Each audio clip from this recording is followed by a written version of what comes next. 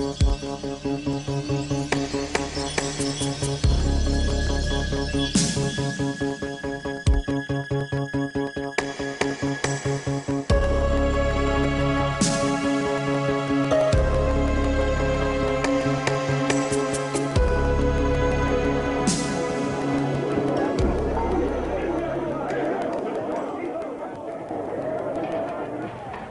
1924, com a morte de Lenin, acontece a ascensão de Iosif Stalin na União Soviética. Odiado por alguns e admirado por outros, Stalin comanda o primeiro regime comunista da história. Em 1939, assina com Hitler um pacto de não agressão entre a Alemanha nazista e a União Soviética. Muitos o condenam por isso. Anos mais tarde, a importância vital da União Soviética na derrota da Alemanha faz Stalin sair da Segunda Guerra Mundial como herói. Mas a divisão do mundo nos blocos capitalista e socialista, depois da Segunda Guerra, o promove novamente ao papel de vilão.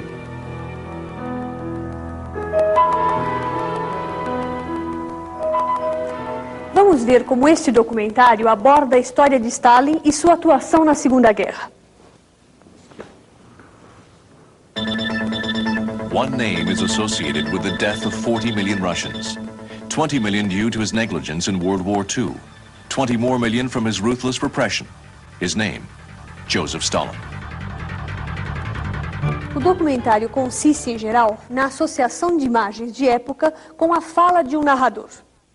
O espectador tende a considerar uma imagem de época como indiscutível verdade. O conteúdo da narração é incorporado como se fossem ambos, imagem mais palavra, expressões do real. Assim, o espectador não percebe que o documentário é uma interpretação de um tema, uma construção. Nem sempre é fácil perceber a intenção dos produtores através do olhar da câmera, da seleção das imagens ou do texto falado.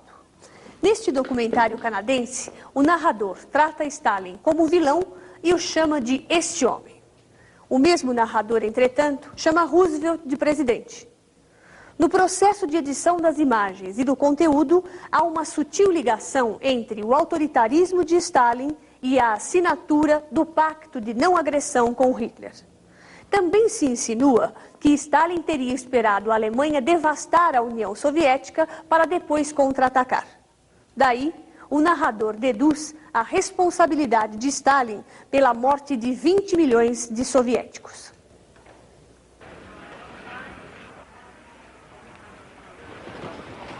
Em outubro de 1917, a Rússia sofre a transformação mais radical de sua história.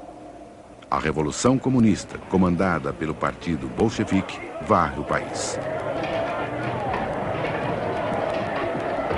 Seu líder é Vladimir Ilyich Ulyanov, mais conhecido por Lenin. Revoluções são deflagradas também nos países vizinhos à Rússia. Em 1922, é fundada a União das Repúblicas Socialistas Soviéticas. Como o próprio nome diz, trata-se de uma união de repúblicas com regimes socialistas, como a Armênia, a Geórgia, o Azerbaijão, a Ucrânia e a Rússia, a maior e mais importante delas.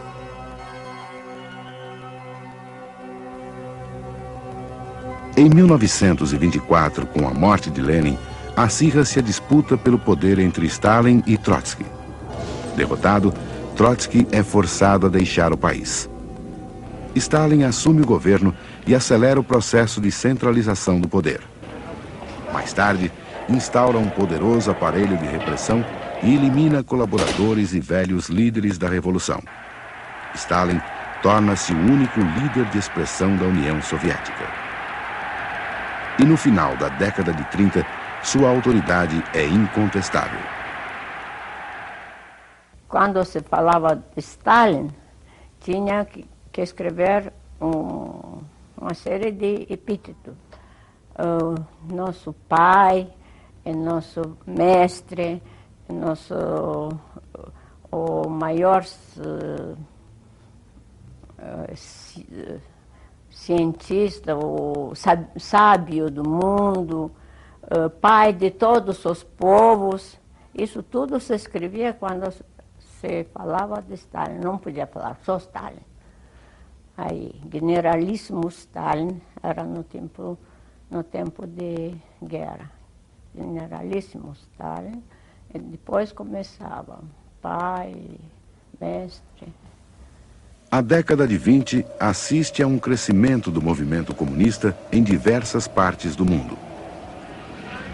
Cresce a importância da Terceira Internacional Comunista, ou Comintern, fundada em 1919. Essa organização congrega os partidos comunistas de todos os países. O ideal das internacionais é proletários de todos os países univos. Assim como a exploração capitalista, os interesses proletários não têm pátria. Sua luta é internacional. A União Soviética aparece como a grande liderança do Comintern, pois desde 1917 é a única nação comunista do mundo. Mas o fortalecimento do comunismo traz consigo o crescimento da oposição a ele. A ascensão do fascismo e do nazismo está ligada, em parte, à propaganda anticomunista. Os fascistas de Mussolini e os nazistas alemães procuraram sempre se colocar como inimigos do comunismo. Mas em 1939, às vésperas da guerra, Hitler e Stalin assinam um acordo mútuo de não agressão. É o conhecido Pacto Germano-Soviético. Como explicar que o comunista Stalin e o anticomunista Hitler pudessem fazer um pacto? Na verdade, Stalin não acreditava nas intenções das potências ocidentais de fazer um pacto de não agressão. Inglaterra, França e União Soviética para impedir a expansão alemã.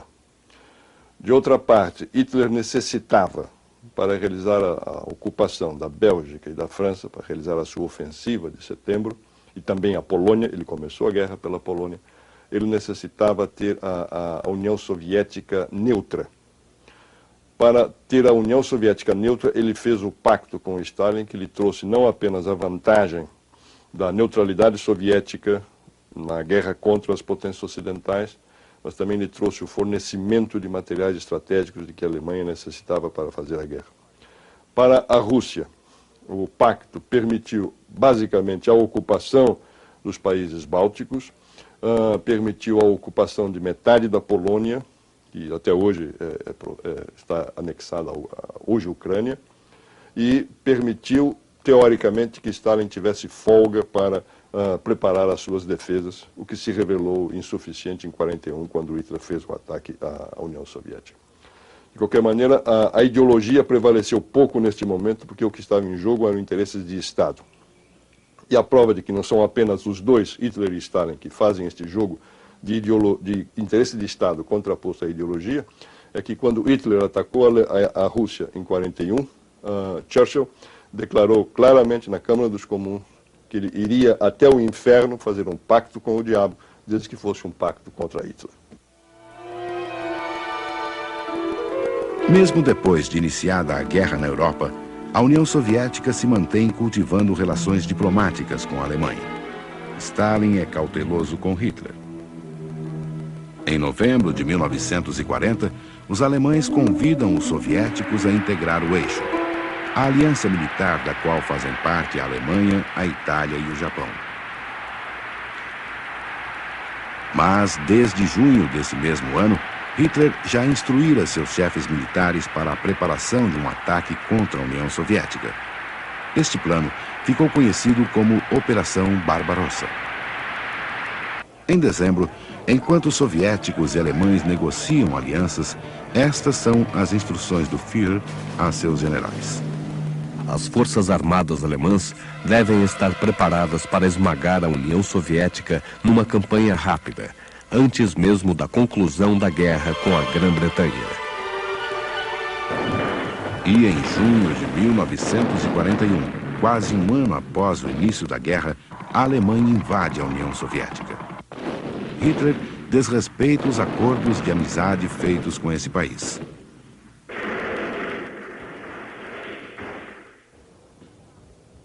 Qual a influência destes fatos nos discursos dos líderes soviéticos? Em novembro de 1940, 7 meses antes do ataque alemão, o comissário do povo para negócios estrangeiros da União Soviética, Molotov, falava assim: Se se fala hoje das grandes potências europeias, a Alemanha se vê na situação de um Estado que aspira a ver a cessação rápida da guerra e que deseja a paz. Enquanto a Inglaterra e a França, que ainda ontem se proclamavam contra a agressão, são pela continuação da guerra e contra a paz. Como vem, os papéis mudam. E é em novembro de 41, após a invasão alemã, que os papéis de fato mudam. Stalin fala: Os hitleristas são os inimigos jurados do socialismo. Os reacionários e facínoras mais ferozes que privaram a classe operária e os povos da Europa de suas liberdades democráticas. Como definir esta figura ambígua de Stalin?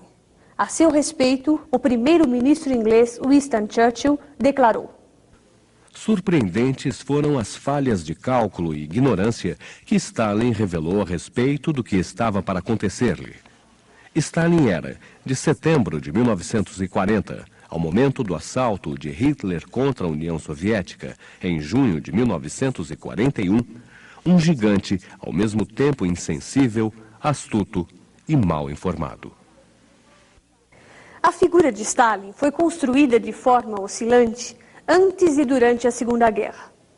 Foi o vilão dos anos 30 que representava o inimigo comunista e que assinou um tratado com Hitler. E foi o aliado responsável por grandes derrotas alemãs ao longo da guerra. A política soviética foi igualmente oscilante. Antes da guerra, a França e a Inglaterra hesitam em se aproximar da União Soviética. O temor do isolamento é um dos motivos que leva Stalin a assinar o Pacto de Não Agressão com a Alemanha nazista. Após o pacto, a Terceira Internacional Comunista orienta os partidos comunistas de todo o mundo a não tomar partido nos conflitos. A guerra, dizia, era um confronto de países imperialistas disfarçada sob a bandeira democracia versus fascismo. Após a invasão da União Soviética pela Alemanha em 1941, esta política muda. Os comunistas passam a pregar a luta contra o nazifascismo em defesa das liberdades democráticas.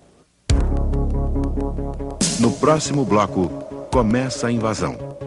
As forças soviéticas à beira do colapso. A resistência em Leningrado e Moscou. O inverno russo. Stalingrado, a grande vitória soviética. A derrocada alemã e a expansão da União Soviética. –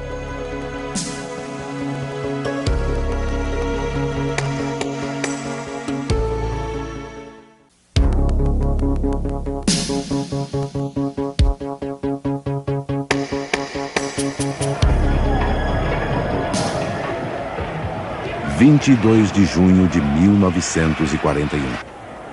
Em várias cidades da União Soviética, os habitantes ouvem um comunicado.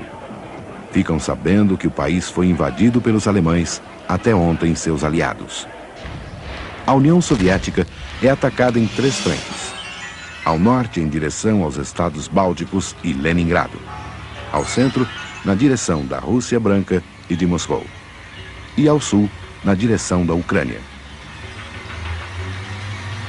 Nos primeiros 6 meses, os alemães conseguem êxitos espetaculares. O avanço é arrasador e quase 2 milhões de soldados soviéticos são feitos prisioneiros. O colapso das forças soviéticas fica muito próximo. Mas, apesar de todas as perdas soviéticas, os oficiais alemães começam a perceber que as coisas não serão tão fáceis assim. A resistência ia se estruturando aos poucos. O general Blumentritt, do exército alemão, manifesta surpresa com a resistência soviética. A conduta das tropas russas contrastou extraordinariamente com a dos poloneses e aliados ocidentais na derrota. Mesmo quando cercados, os russos resistiam e lutavam. Entra em cena o temível inverno russo. Chega antes do tempo. A primeira neve cai no começo de outubro. Os alemães não estão preparados para enfrentar os rigores do inverno. Hitler acreditava que os soviéticos estariam derrotados antes do fim do outono. Na frente norte, os alemães estão às portas de Leningrado. Mas esbarram em suas encarniçadas defesas.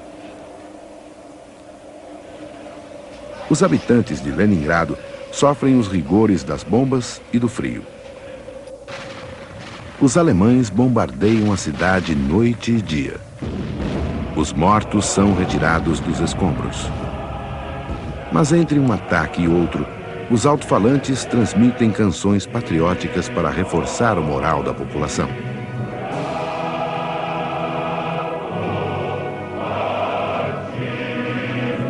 As pessoas se ajudam e encontram forças umas nas outras. Nas fábricas semi-destruídas, operários também trabalham noite e dia para garantir a defesa da cidade. Mas faltam matérias-primas e principalmente alimentos. O inverno de 1941 é o mais rigoroso dos últimos 100 anos. A temperatura chega a 30 graus negativos. O pão é feito com algodão, celulose, restos de sacos de farinha, cola de papel de parede, fubá de milho e centeio. Nós não comemos pão todos os 4 anos de guerra. Só assim, pãezinhos que nem sírio, mas não é tão gostoso. Fazia em cima do fogão de lenha.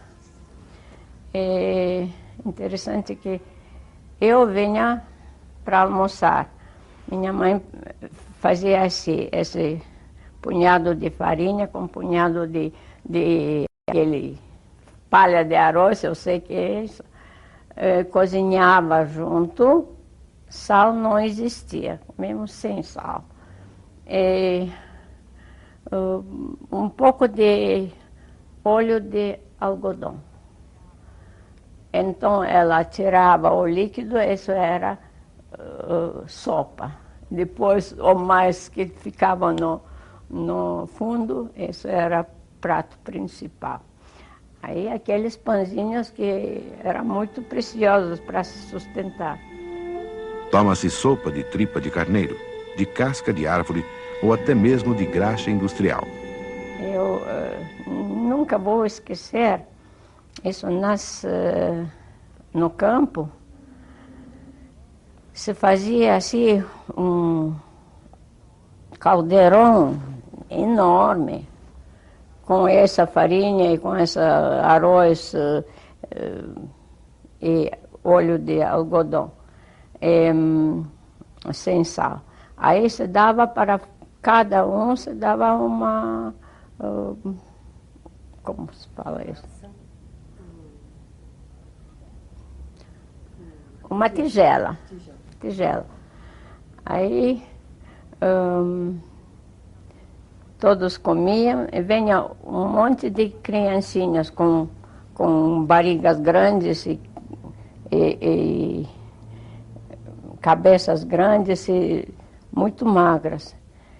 Aí, depois que se tirava toda essa sopa, eles entravam dentro do caldeirão e comiam ainda que se ficava lá no fundo. As rações são cada vez mais reduzidas. Os animais domésticos, cães e gatos, são comidos pelas pessoas. Alguns tentam comer couro e barras de cera sobre pequenos pedaços de pão. Muitos comem a carne dos mortos. Em janeiro de 42, há tantos corpos pelas ruas que ninguém mais presta atenção a eles. Os cadáveres são recolhidos por caminhões. Alguns momentos dramáticos foram documentados na ocasião. Equipes de salvamento encontraram num quarto sozinha uma menina chamada Tanya Savage. Estava tão fraca que eles não conseguiram salvá-la. Ao seu lado, um caderno onde ela escrevia um diário. Jenia morreu no dia 28 de dezembro de 41, ao meio-dia. Vovó morreu em 25 de janeiro. Lina, em 17 de março. O tio Litia, no dia 10 de maio, às 4 horas da tarde. No dia 13 de maio, às 7h30, morreu a querida mamãe. Os Savage morreram todos. Estão todos mortos. Agora, só resta eu.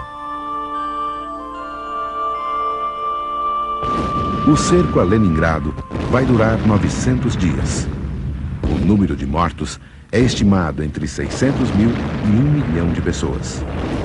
Para uma cidade de 3 milhões de habitantes.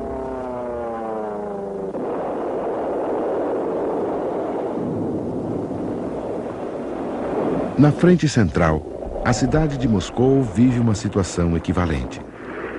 Fustigada por bombardeios, Moscou se defende contra forças alemãs a 25 quilômetros de distância, mas também não se rende.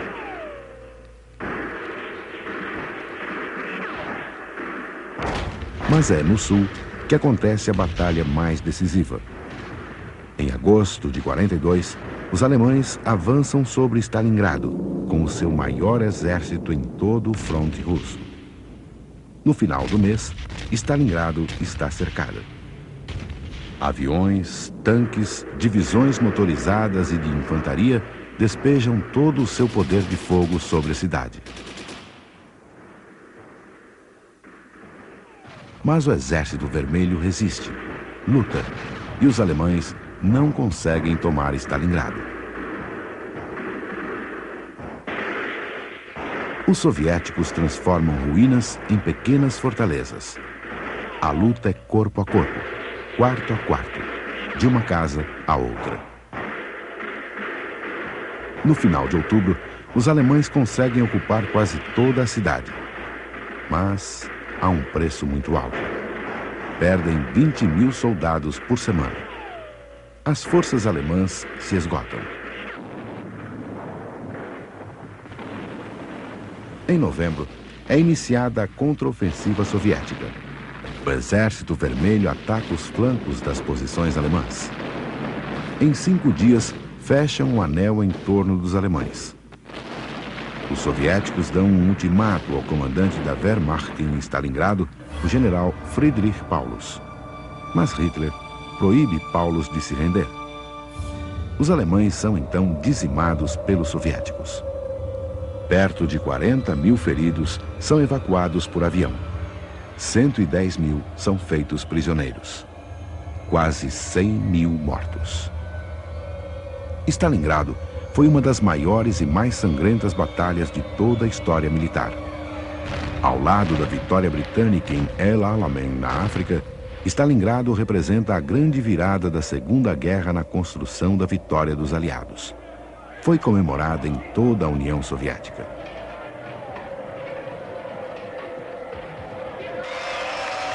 Repercutiu no mundo como uma vitória da economia soviética e do regime comunista. O país sai da guerra com elevado prestígio internacional. As derrotas alemãs na União Soviética mudam o rumo da guerra. O Exército Vermelho expulsa os alemães de seu território e avança rumo à Alemanha. Todos os países do leste europeu libertados do jugo nazista são englobados na zona de influência soviética. De herói, ao final da guerra, Stalin é transformado no grande inimigo do Ocidente. Passa a ocupar o lugar que poucos anos antes era de Hitler.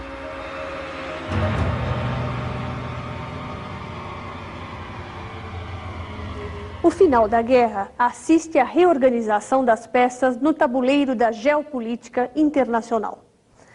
A França e a Inglaterra perdem a maior parte de seus impérios coloniais, assumindo definitivamente o papel de segundo plano. A Alemanha é dividida em áreas de influência. O jogo não passa mais pelas tradicionais nações imperialistas. a União Soviética deixa de ser coadjuvante e assume um dos papéis principais.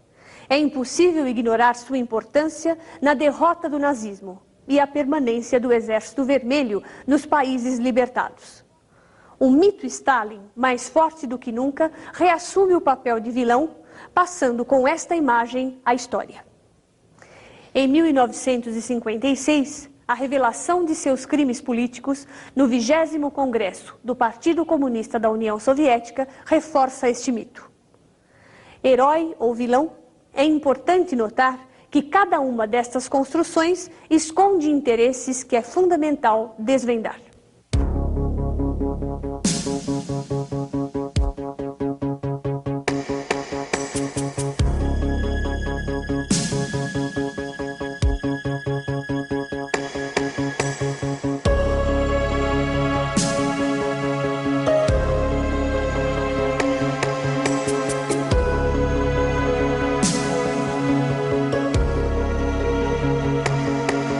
No próximo programa, o Japão ataca a China.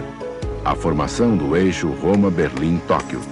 Os conflitos dos japoneses com os norte-americanos. Pearl Harbor. Os Estados Unidos entram na guerra.